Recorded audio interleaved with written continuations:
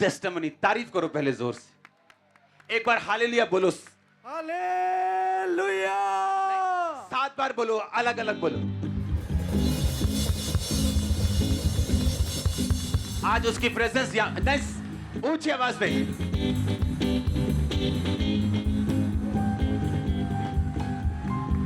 Hallelujah.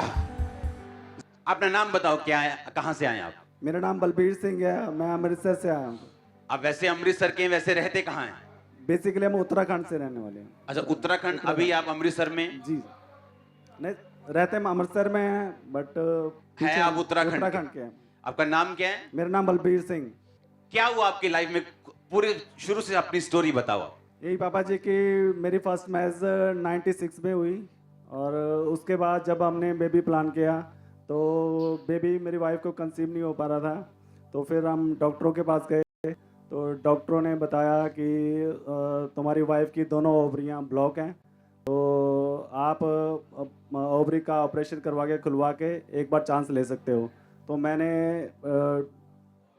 एक बार उनकी एक ओवरी खुलवाई, फिर लेकिन उसके बाद भी बेबी कंसीव नहीं हो पा रहा था। तो मैं मतलब दूसरी जगहों पर भी अपनी वाइफ को लेके गया, जैसा जिसने बोला मैंने वो किया, जहाँ जिसने जाने को बोला वो किया। मतलब मैंने दर दर की ठोकरें खाई, लेकिन फिर भी कुछ नहीं बना। और मेरी आपने वाइफ पार्टी फंक्शन में जाना बंद कर दिया था? बंद कर दिया पापा जी। शर्मिंदगी के कारण मैं कहीं भी नहीं जा पाता था, न किसी से मिलता था, न किसी की पार्टी में, न फंक्शन में जाता था।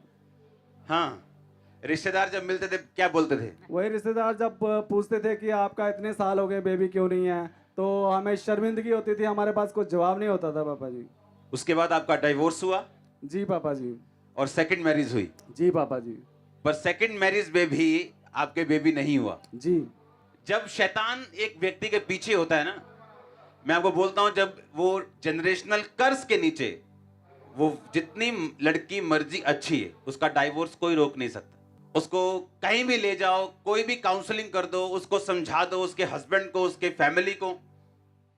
एक divorce, second divorce, third divorce, और वो भी हैरान होती है कि मुझसे कम समझदार लड़कियां, मुझसे कम सुंदर, कम समझदार अपनी मैरिज में सेटल्ड हैं और मैं अनसेटल्ड हूं। और इसलिए बाइबल कहती है शैतान चुराने आया, घात करने के लिए आया और नष्ट करने के लिए आया, और यीशु मसीह आए कि तुम जीवन पाओ। अब हुआ क्या, इनकी जब सेकंड मैरिज हुई तो फिर उन्होंने बेबी जब प्लान किया, फिर बेबी नहीं हुआ।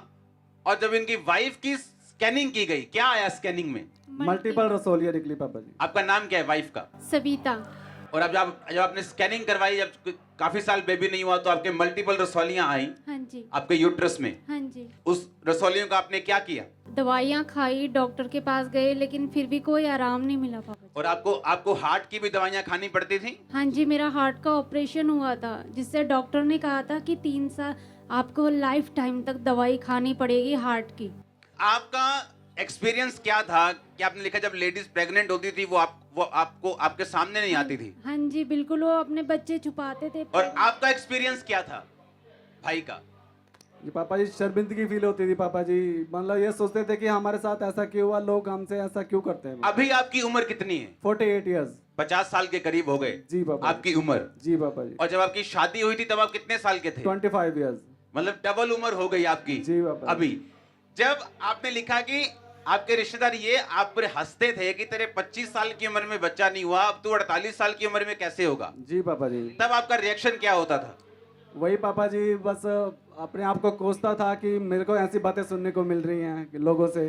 आप डिवोर्स के बाद डिप्रेशन में चले गए थे? जी पापा जी, एक तो मेरे पास बेबी की ब्लेसिंग नहीं थी, दूसरा मेरी वाइफ मुझको छोड़कर चली गई, और तो मैं आप डिप्रेशन रूम में रहते थे आप? जी पापा जी, 24 घंटे रूम में रोता रहता था पापा जी। इधर अमृतसर में या उत्तराखंड में? अमृतसर में हम रहते हैं, अमृतसर में ही है पापा जी। और आप वहां पे 24 आवर रूम में रहते थे, काम नहीं, डिप्रेशन हो गया जी था? पापा जी। डाइवोर्स और 24 साल से बेबी नहीं था? जी पापा जी।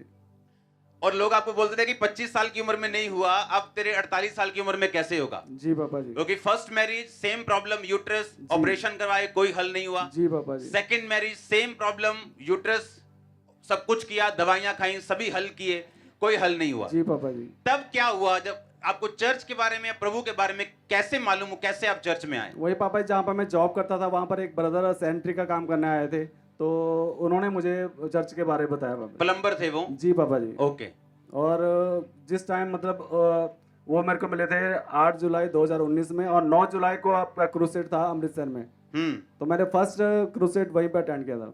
और उसके बाद आप चर्च आना शुरू हुए? उसके बाद चर्च आना 28 जुलाई 2019 को हम फर्स्ट टाइम चर्च में आए। फर्स्ट टाइम चर्च में आए? जी पापा। आपने लिखा कि आप चर्च आने के बाद भी लोग आपका मजाक करते थे? जी पापा। क्या जी, बोलते थे लोग? यही कहते थे कि इन्होंने धर्म चेंज कर लिया है, तो मतलब अगर इतने सालों में नहीं हुआ तो आप बुढ़ापे में कहाँ से हो जाएगा, क्या हाथ रखने से या पास्टर के प्रार्थना करने से बेबी हो जाएगा। अच्छा, वो बोलते थे कि पास्टर हाथ रख के बेबी हो जाएगा? जी जी जी जी जी। और आप क्या बोलते थे? पापा जी हमने उन्हें कोई जवाब नहीं दिया, हम अपने सारी बातें अपने परमेश्वर से करते हैं प्रार्थना, के परमात्मा, हमने तो उन्हें कोई जवाब नहीं दिया, लेकिन आप उन्हें नहीं, जवाब देना। आपने जवाब नहीं दिया। आपको खुद फेथ नहीं था या इतना विश्वास नहीं था कि मेरे अभी होगा कि नहीं होगा? एक्चुअली पापा ये है कि वो डायरेक्टली हमसे बातें नहीं करते थे, डायरेक्टली हमसे कोई बात नहीं करता, डायरेक्टली कोई नहीं बोलता, हाँ। एक दूसरे से बातें करते, वो सुनने में आ जाता। चुगलियां करते थे सभी? जी पापा जी। चुगलियों की आत्मा थी उनके अंदर? हाँ जी जी। अच्छा, लोग बोलते थे 25 साल की जवानी में नहीं हुआ, बुढ़ापे में बेबी थोड़ी हो जाएगा। जी पापा जी। और बोलते थे कि चर्च आने के बाद भी मजाक उड़ाते थे कि पास के हाथ रखने से बेबी कैसे हो जाएगा। हाँ जी। आप जब चर्च में आने लगे, आपने टेस्टिमनी सुनी? जी पापा जी। कैसे परिवर्तित हुआ आपकी लाइफ? वही पापा जी, चर्च में जब आए तो हमने गवाहियां सुनी, मतलब बेबी की बहुत गवाहियां सुनी, तो मन में एक विश्वास बढ़ा पापा जी कि अगर इन लोगों को मिल रहा है तो हमें भी परमेश्वर जरूर देगा। और जब आप पहली बार 28-26 जब भी आप जुलाई में आए, चर्च में आए, जब जी आपकी वाइफ और आप इकट्ठे आए थे, जी पापा जी, उस हफ्ते से ही आपकी हीलिंग होनी शुरू हो गई थी। जी पापा जी। और उसके बाद जब प्रेयर माउंटेन के ऊपर प्रार्थना थी, हाँ जी। पार्टनर्स की, आप उस प्रार्थना में थे, जी पापा जी। और आपकी वाइफ के ऊपर ले हैंड हुआ था 4 फरवरी 2020 को। जी पापा जी। ओके, उसके हम क्लिप को देखेंगे।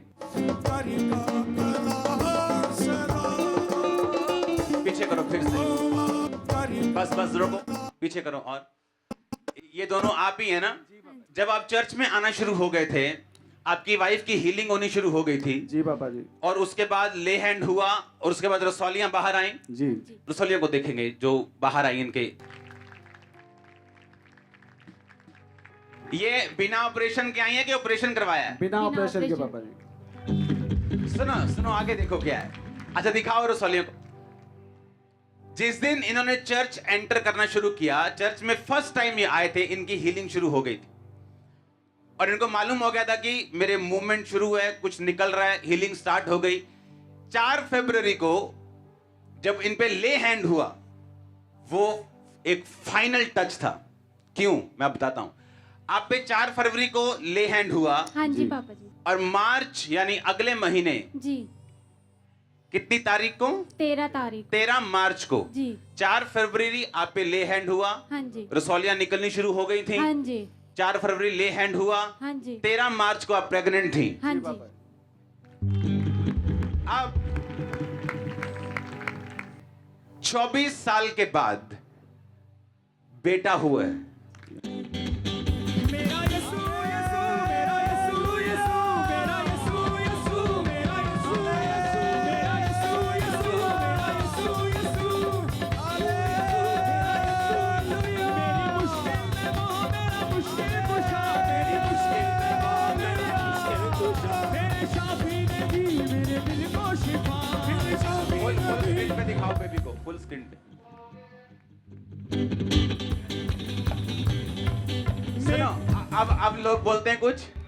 पापा जी कुछ लोग तो इतने शर्मिंदा हैं कि वो बात ही नहीं करते हैं। नहीं, बात करनी है, उनको शर्मिंदा नहीं करना, उनको पापा जी। बताना है भाई, जैसे आज तुम हो, हम भी पापा। कभी वैसे थे, बिल्कुल प्रभु पापा। ने हमें बदला, आओ तुम्हें परमेश्वर के पास लेके चलते हैं। जी पापा जी। ऊपर देख के बोलो किसने किया, बोलो डॉक्टर। फिर से बोलो किसने किया।